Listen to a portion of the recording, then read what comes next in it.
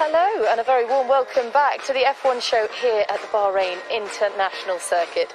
Now, there are many reasons why we need to be excited about Formula One in 2021.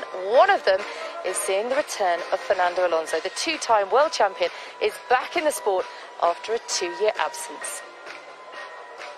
Now, we read the story about you having a cycle crash and you damaged your jaw. Has that affected your preparation? Not really. Obviously, I was like 10 days at home that I could not do a sport. I had to take care of myself, and it was a moment of worry for sure when you are in 1 month away and you find yourself in the hospital. It's never a good news. I say this with respect and not some kind of throwaway joke, but you raced against two of the drivers on the grid. You raced against their fathers in Mick and Max. But still your motivation is right there. Yeah, well, I think that's something that it will never change. It's true that there are some of those casualties racing with Josh and with Michael, but I don't know, when you are in the car and you look on your mirror, you look the car in front, you are not thinking if it's Mick Schumacher or if it's Verstappen or if it's Ocon or Lance Stroll. You know, you are just fighting with yourself. I think there are an amazing talents in this 2021 grid, young talents, and they are the future of Formula One. But on Sunday, you don't think on that way.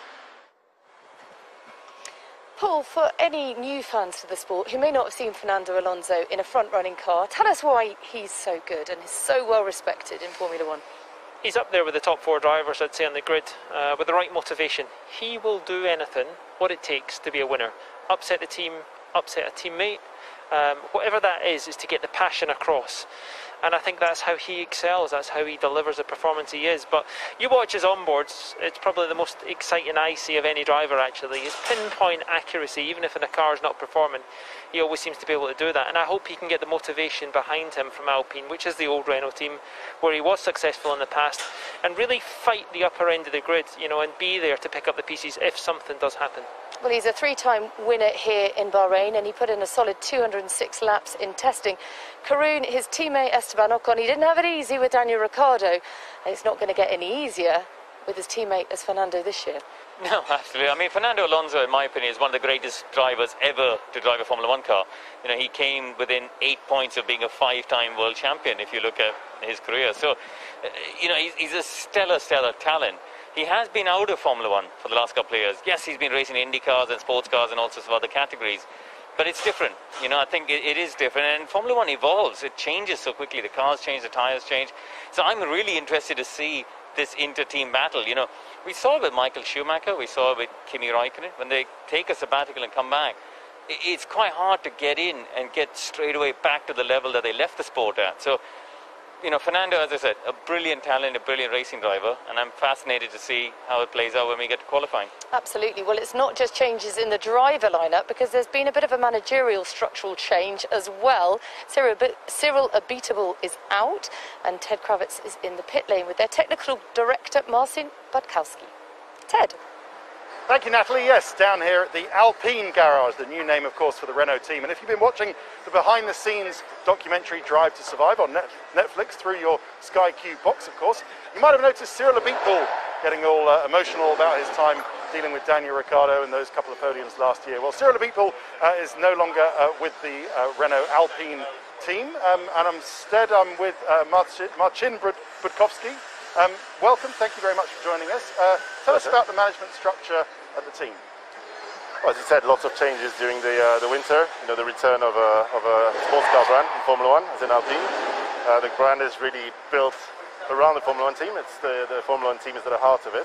So yeah, new structure. Laurent Rossi, who's the CEO of the Alpine brand, who's overseeing the whole brand plus the F1 team. I'm still here. I've been here for 3 years. Came from the FIA to build this team, to rebuild this team really, to help it making a winning operation. Now with a bit of more perimeter, a bit more authority of it. And then we have Davide Brivio, who joined us as a racing director from MotoGP. So that's the new Renault, if you want, or Alpine now. Excellent. All right. And another new name you've got is the return of the legend, Fernando Alonso. In fact, there is Davide Brivio, just having a look, getting to know his new garage, just there in the middle there. How has Fernando been so far and in testing? Is the old magic still there? Honestly, he came back as he had never left. I mean, he was a bit with the team already last year. Did a bit of testing with us, the young returning driver test, if you want, and did a bit of testing on an older car at the beginning of the year. So he had some mileage, if you want. He was warm already, but he came back, got in the car straight away. He was on pace straight away, giving really good professional feedback to the engineers. So everything you can expect from an experienced and professional driver like Fernando. Okay, and of course, up and down this pit lane, there are so many mouth-watering prospects in terms of driver lineups. And with the experience of a double world champion, Fernando Alonso, legendary name of course, and the up-and-coming Esteban Ocon, is it fair to say that you've got one of the best driver lineups in this pit lane? I think we're very excited. We're very excited about it. Fernando with the experience, Esteban second year in the team. He's really progressing. Slightly tricky start at the beginning of last year, and then he went up, and obviously the podium here last year was the sign of his progress. Second year of the team, we've seen it with Daniel. It makes a difference. So I expect Esteban to continue on the kind of momentum he was doing last year, and then obviously Fernando. I think there's no introduction needed, and I expect him to be on pace straight away. Okay. Well, we look forward to it. Martin, thank you very much. Thank you. Well, another significant development for... Please do, Seb, come through. It is your team after all. Is Sebastian Vettel, four-time world champion, coming to Aston Martin, and this great name coming back to the sport after a 61-year absence. We spoke a little earlier to Seb and to his teammate Lance Stroll. Hi there. Hi, how are you feeling? It's always a good time of year, isn't it? Nothing's been lost, nothing's been won, nobody's got any points at all. I'm not sure that's a good time of year. Yeah, go ahead. You know what I mean. You're looking forward to it. It's an exciting time of year, isn't it? Yeah. And how's life in the Aston Martin camp? Good. I think we are. I mean, I know we are all excited, so let's see what happens. And what happened in testing? What do you mean? Started strong, and then there were a few sort of reliability things. Yeah, I mean, better happens at testing than here. So hopefully we fixed all these, and yeah, we get some of the questions that are around in terms of where you are, where you stand. We get some answers on those. I'm sure we will. So hopefully good answers. We had a couple bumps in the road, but that's what testing's for. You figure out what works and what you got to sort out, and we have some ideas of what went wrong in terms of reliability, and we're gonna fix it. The thing that a lot of people want to know isn't about the downforce cuts or the new tyres or even what shade of racing green this is. They want to know what you've named your chassis. Have you had the meal? Have you had the dinner with the mechanics yet? Are you going to name her after a Bond girl? Honey Rider. Honey Rider. First of its kind. So new story. So we thought it's a good one. Well, you'd have to say, Paul, that they definitely struggled in terms of reliability in the test. It would have been very frustrating for them, particularly for Seb coming into the team. But we really haven't seen where they are in terms of pure pace. And they're actually fairly encouraged by that, don't you think? But this is a guy who's got, he's up there with the most experience on the grid. So, sacrificing days and mileage, he should be able to adapt quite quickly. Yes, he'd like to familiarise himself with a Mercedes engine and all the rest, but like you say, they didn't get it turned up properly to show us where it was over a lap. Long runs, it looked a little bit off, but if you ask me, it was more of an offset with a reference to the Mercedes, and I think they're kind of alongside them in terms of how they approach the test. But this is a team I don't know where they are, and even to the point where you don't know what Seb you're going to get. If it's the Seb that you had last year with Ferrari, he struggled. Equally, he could come out and excel like he did when he won those four World Championships. So there's a question mark, but it's just nice to see the Aston Martin racing green in the paddock after so long out of it, and it stands out like the Ferrari red actually. It looks great. I mean, if it does click for Seb here at Aston Martin, how much can Lance Stroll benefit from his experience? Because Lance finished last season on a high, getting a podium here, and of course that pole position as well earlier in the year at Turkey. He needs to sort of take his game on, if you like, in 2021, and he can do that, can't he, with someone like Seb at his side?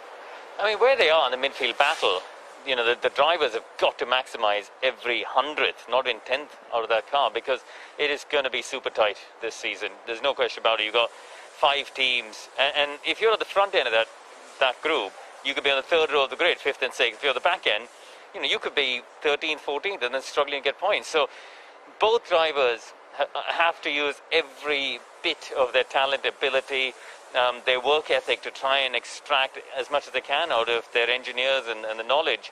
And that includes from each other, right? You know, Lance needs to learn from Seb, which he will naturally. But yeah, it's a big, big challenge in that midfield pack. Well, you've had a bit of fun, haven't you? Because you've done a lovely feature about Aston Martin. Let's have a sneak peek then at this with Karun, who's just been exploring some of their racing heritage and their beautiful history in this sport.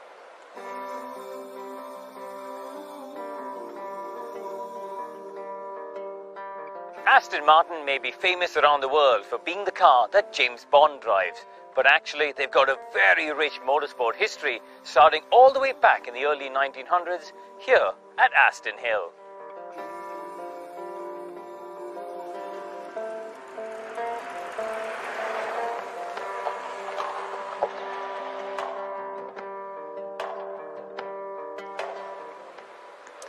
George Russell impressed so many when he stepped in at short notice for a COVID-hit Lewis Hamilton. He nearly took a maiden win here in Bahrain, and Karun caught up with him a little earlier today. George, we're back here in Bahrain. The last time we raced here, you were the biggest talking point. This is where you kind of announced yourself, didn't you, as a superstar. What's it like being back? It's great being back. Obviously, fond memories, obviously from within this, from this garage. I don't look back in anger or anything. I look back with a lot of pride and so happy and grateful I managed to get that opportunity to show what I can do when the pressure's on, the spotlight's on,